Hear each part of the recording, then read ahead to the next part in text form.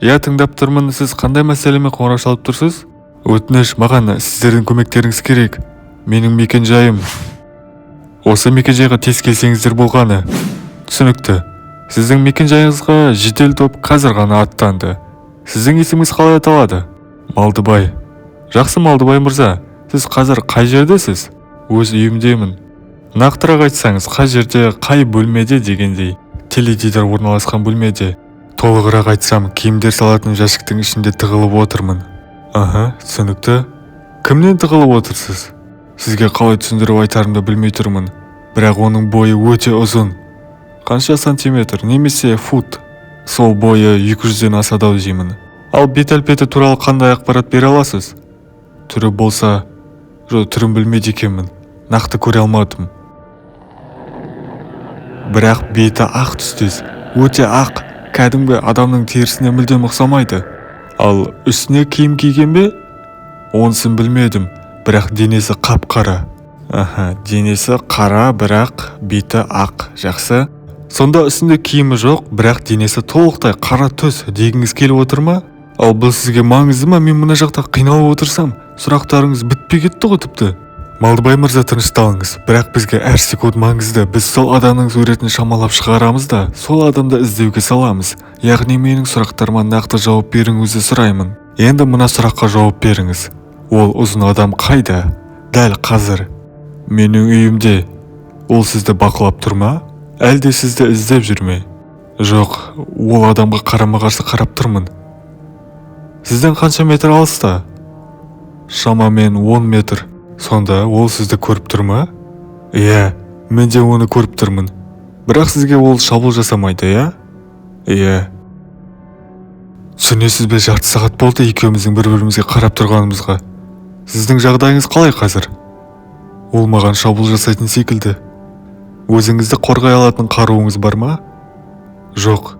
Жақсы, тынышталыңыз. Сіз егерде ол сізге шабуыл жасамай тек бір орында тұрса, бұл жақсылықтың нышаны. Енді бір 5 минут күтсеңіз болғаны, жедел топ сізді ол адамнан құтқарып алады. Ең басты қағида, сіз байланыста болып, менің сұрақтарыма қарқынды түрде жауап беріп отырсаңыз болғаны. Енді мына сұраққа жауап беріңізші. Сіз ол адамды танисыз ба? Ол сіздің танысыңыз ба, көршіңіз, туысқаныңыз дегендей? Малдыбай, сіз байланыстасыз ба? Егерде байланыста болсаңыз, маған бір белгі беріңіз. Жедел топта үйіңізге жетіп қалды. Тек шыдаңыз. Осы естіген үрейлі жағдай желтоқсанның 15-нен 16-сына қараған түні орын алды.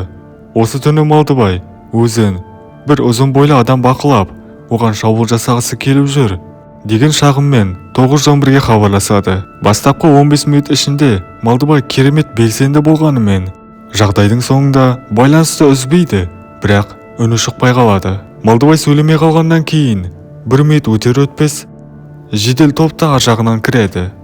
Үйдің есігі ашық, үй шашылып жатыр және киімдер орналасқан жәшіктің есігін ашады. Бірақ Малдыбай жоқ. Тәртіп сақшылары үйдің ішінің барлық жерін тінтіп шығады. Бірақ Малдыбайды таппайды. Міне осылай арада бір ай өткен болатын. Бірақ Малдыбай әлі табылмады.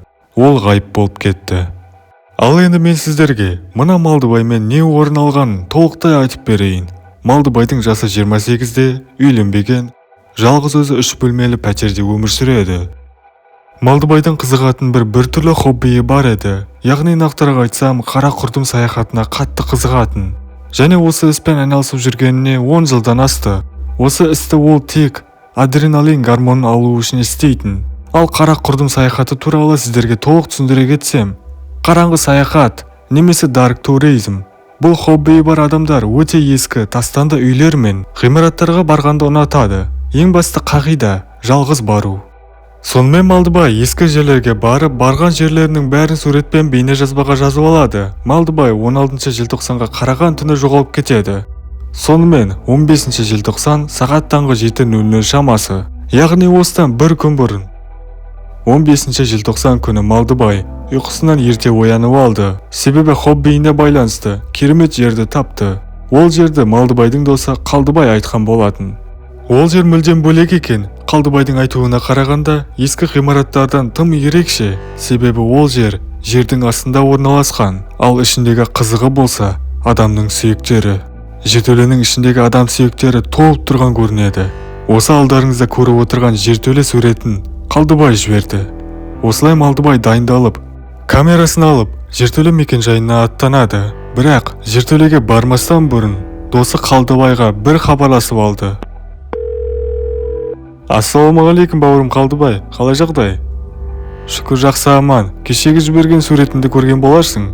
Иә бауырым, сол сенің жіберген суретің бойынша хабарласып отырмын.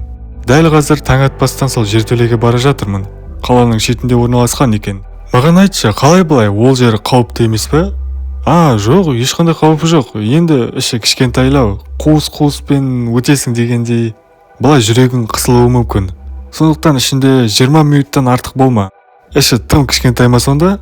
Иә, негізі адам басатын жер емес қой ол. Тек сүйектер ғана негізі. Былай жүре алмайсың. Бірақ бірдеңе қылып жүруге болады жалпы. Айтпақшы, іші өте қараңғы, сондықтан өзіңмен бір жарық алып ал. Ішінде жарық жағып деген сияқты, енді камераға да жақсы ғой. Болды. Сосын тағы бір сұрақ. Бас сүйектер бар ғой, иә? Иә, бар. Маған жібер сурет түсірсең. Әлбетте, сенмен бөлісіп отырамын өз эмоцияларымды. Осылай Малдыбай Қалдыбаймен сөйлесіп болып, діттелген жерге аттанады. Малдыбай солай 30 метр шамасында жол жүріп, мақсат еткен жеріне жетеді. Жердің астында орналасқан екен шынымен, және ішіне түседі. Іші қуыс, адам деген әрең сияды. Және ең қызығы, адам сүйектері толып жатыр, әр жерде шашылып жатыр, ал қабырғаларда көбінесе адамның бас сүйектері. Осының бәрін кім қойғаны белгісіз, бірақ Малдыбайдың ойы бойынша бұл жерленген адамдардың моласы болған бұрын. Бәрі бір жерге үйіліп қалған солай. Осылай Малдыбай ішін суретке түсіре бастайды.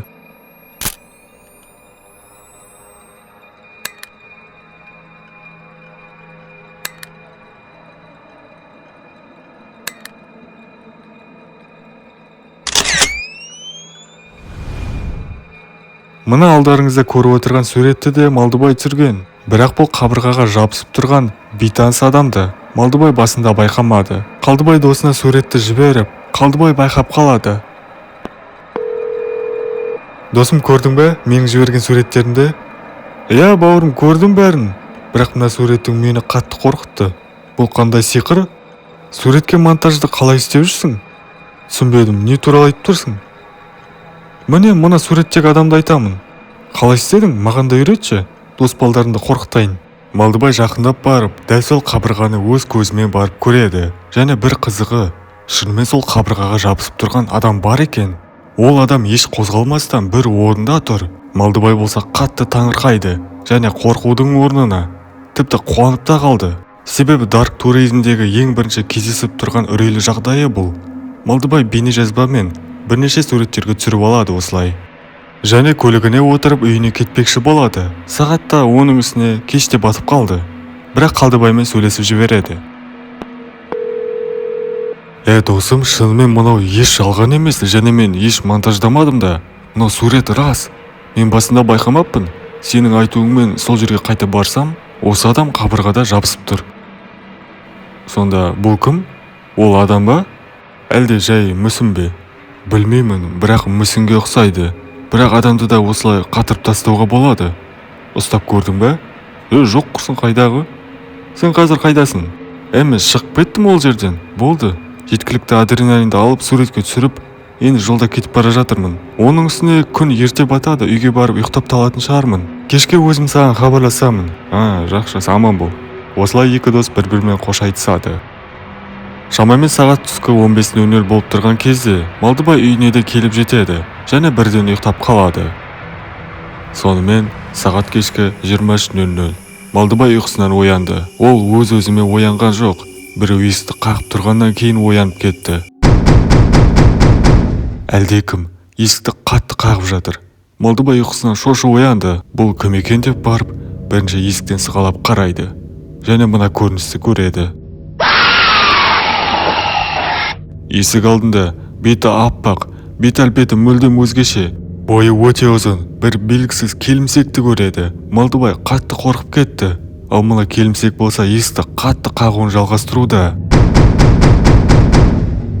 Малдыбай не істерін білмей қалды. Бірақ оның көзіне түспеу керек екенін біліп, тығылып қалуды жөн көреді және қолына ұялы телефонын алып, киімдер жәшігіне тығылып қалады. Ары қарай не болған білесіздер? Енді сұрақ, Малдыбай қайда? Ол қайда ғайып болуы мүмкін? Пікірге өз ойыңды жаз, және де менің арнама жазылып, лайк басып, мені қолдап кет, жалпы айтқанда ал жақсы.